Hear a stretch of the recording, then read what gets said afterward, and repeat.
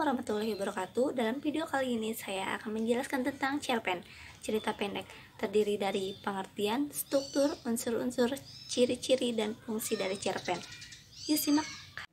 Pengertian cerpen. Cerpen cerita pendek dalam bahasa Inggris disebut short story. Dalam Ensiklopedia Britannica adalah karangan prosa fiksi berbentuk naratif yang lebih pendek daripada novel dan biasanya hanya menceritakan sedikit tokoh.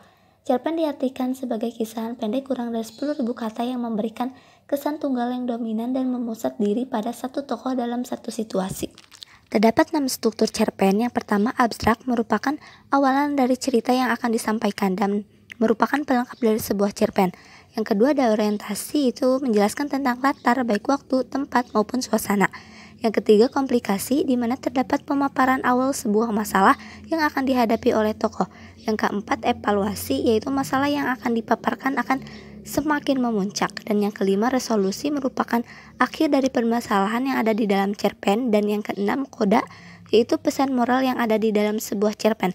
Unsur-unsur cerpen ada unsur intrinsik dan unsur ekstrinsik.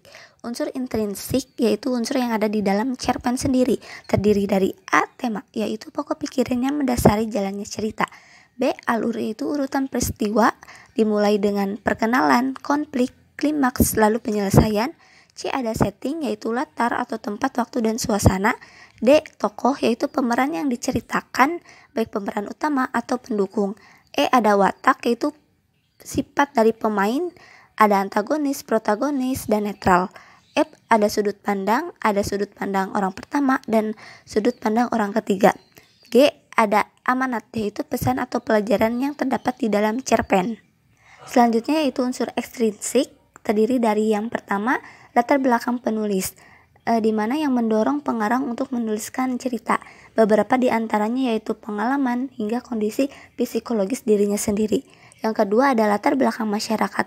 Hal ini tak lain merupakan suatu kondisi tertentu di sekitar yang mampu mempengaruhi penulis di dalam mengarang cerpen.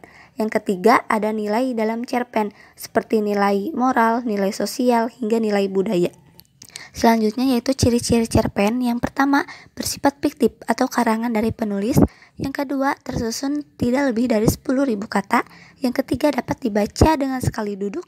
Yang keempat, diksi yang dipakai tidaklah rumit sehingga mudah dipahami. Yang kelima, memiliki alur tunggal atau satu jalan cerita. Yang keenam, biasanya ditulis berdasarkan peristiwa dalam kehidupan. Dan yang ketujuh, memiliki pesan moral yang terkandung. Meskipun cerita yang terkandung dalam cerpen tergolong singkat, fungsi cerpen tergolong menjadi 5 jenis.